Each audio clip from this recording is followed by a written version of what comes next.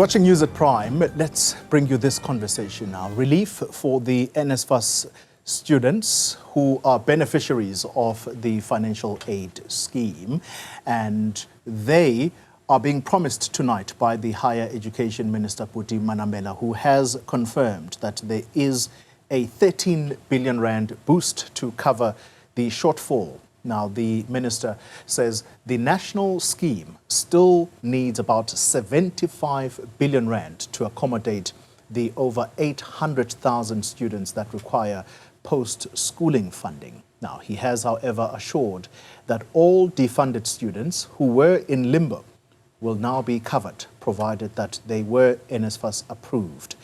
The minister is with me in studio tonight to talk about the state of readiness, which he presented today. Minister, good evening to you. Thank you. Thank you for having me. For your time. Yeah. So, I'd like to begin with the safety element first of the higher education sector.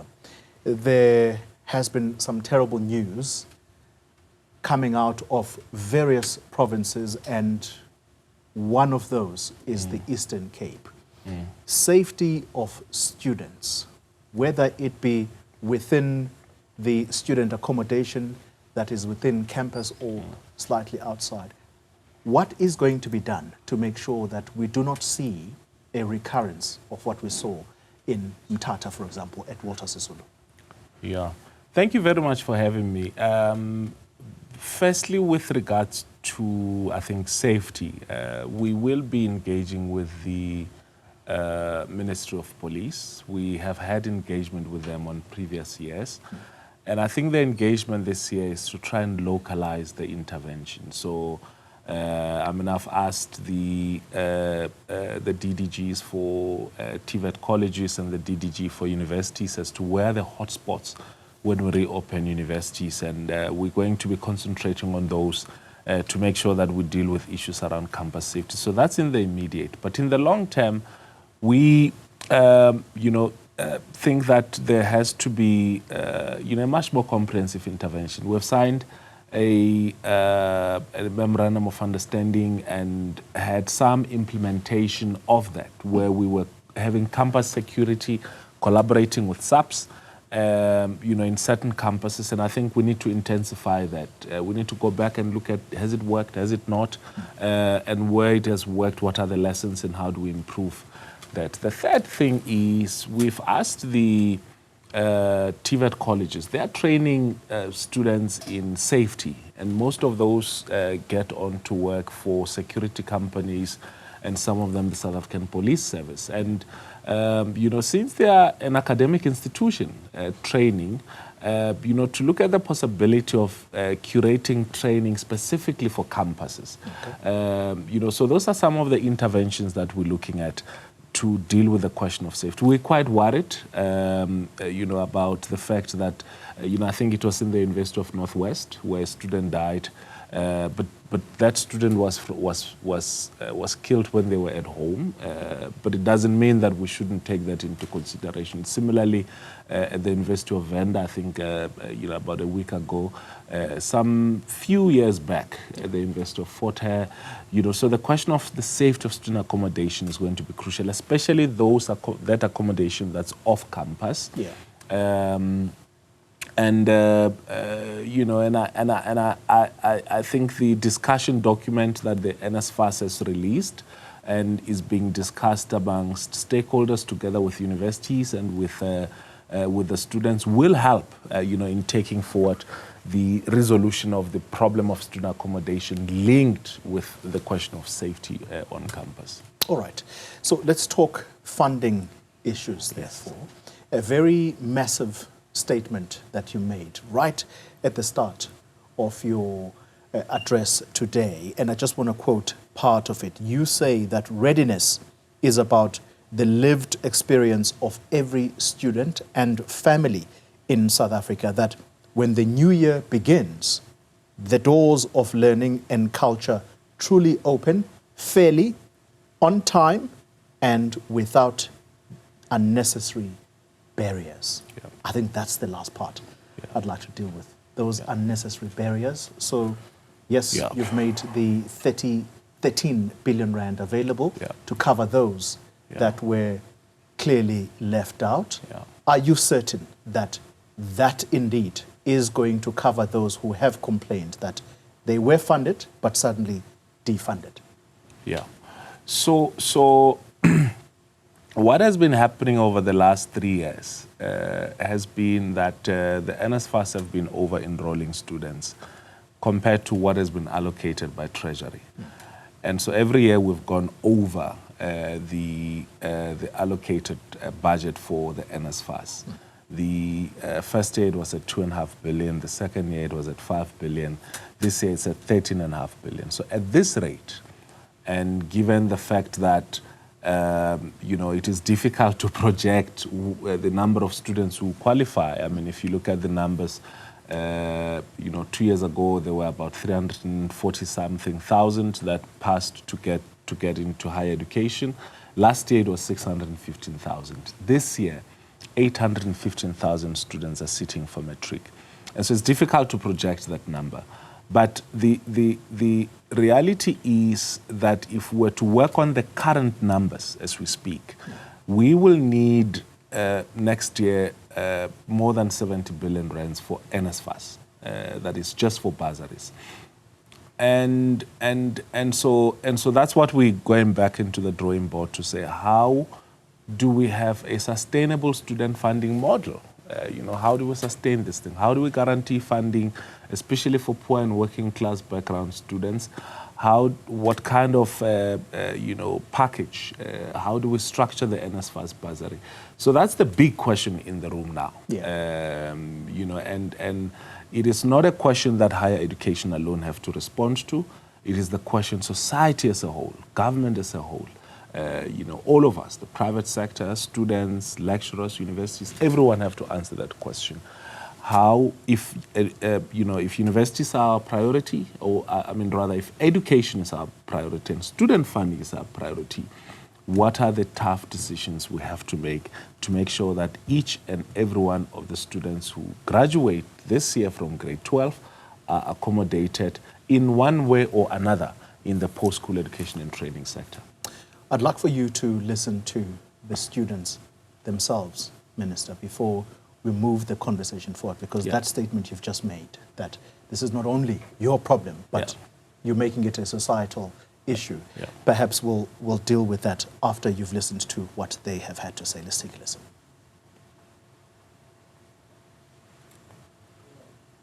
Going to lecture rooms with uncertainty whether you are going to be funded to come back next year, because in order for us to register next year, we don't have to be having outstanding debt. So it's very hard even to study with uncertainty that you are going to come back next year, even to grasp whatever you are studying. So it's been really affecting us this age. And the worst thing is, when on the 8th of September, we went there to do a peaceful march at the finance office regarding the issue led by the SRC.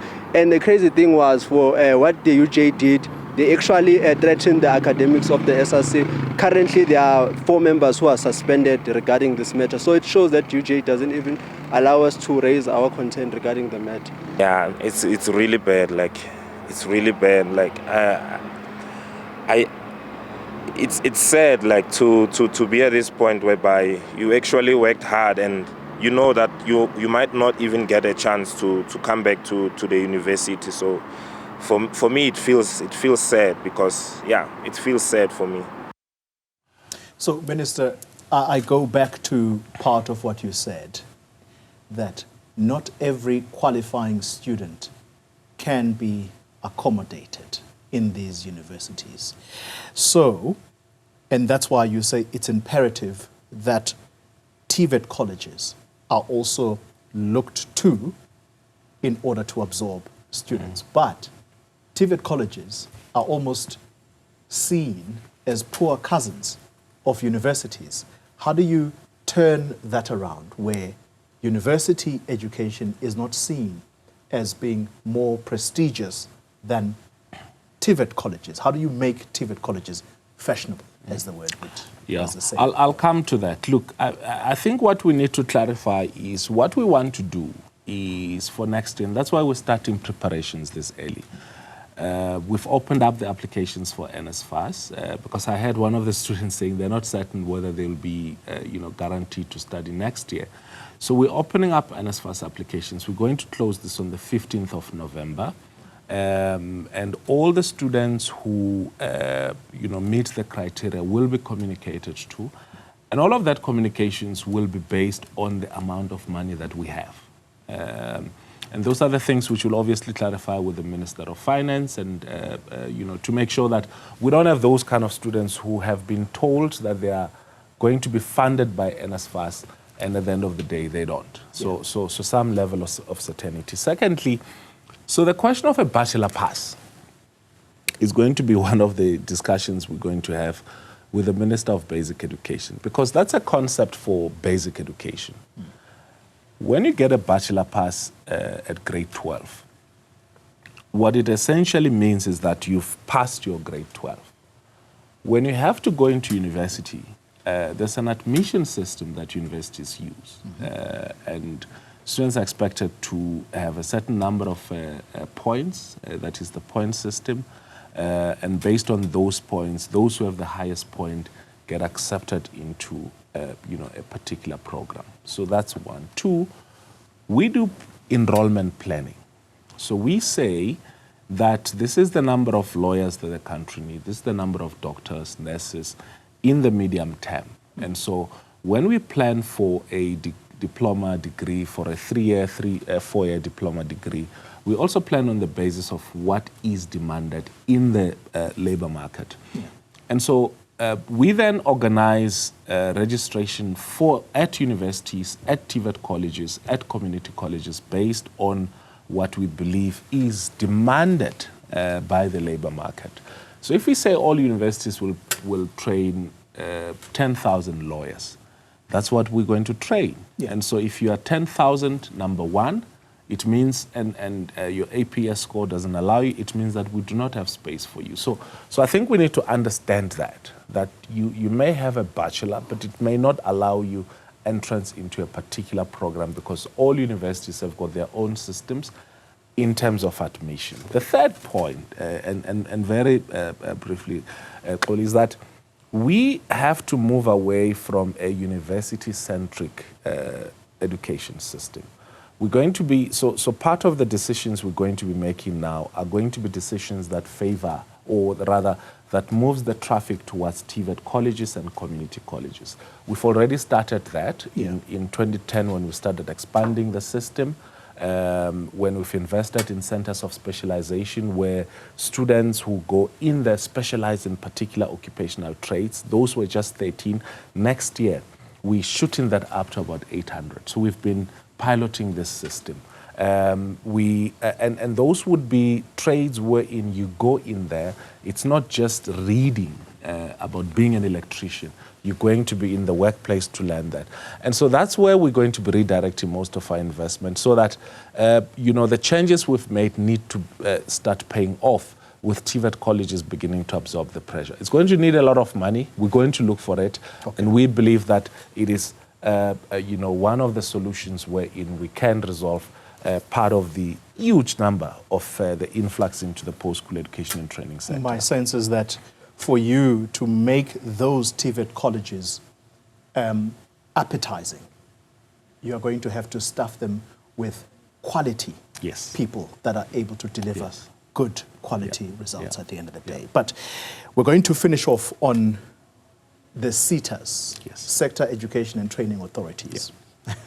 And there's no getting around this one. Your first few days in this portfolio, do you admit that you made a mess of trying to fill these boards, and what is the way forward now? How do you plan to make sure that suitably qualified individuals are going to lead these? But do you admit first, though, that you made a mess of it?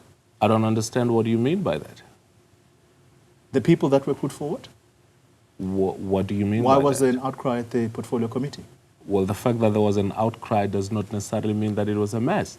I'm going to the portfolio committee on Friday, as I said. I've requested the portfolio committee to invite me as required by the law to report to the portfolio committee, but also as part of their oversight. So yes, so there's a version, and I think that's it.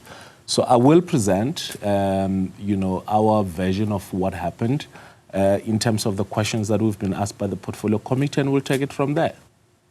There's a version. Yes. You're not willing to tell us what that version is here and now? I think you just represented that version quite well from the members of parliament, as you indicated.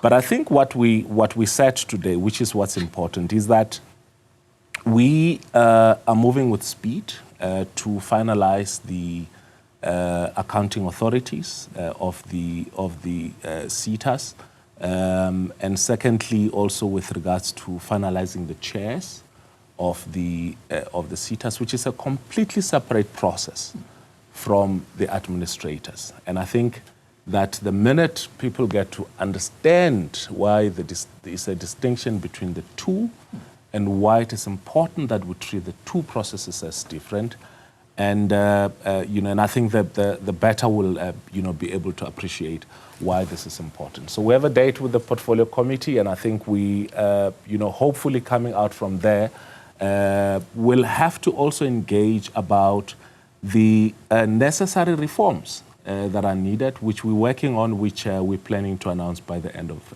October. Buti Manamela, thank you very much for your time. The Minister of Higher Education and Training. There is lots to talk about. Hopefully, you can be available every so often. Of course. So thank you for taking time out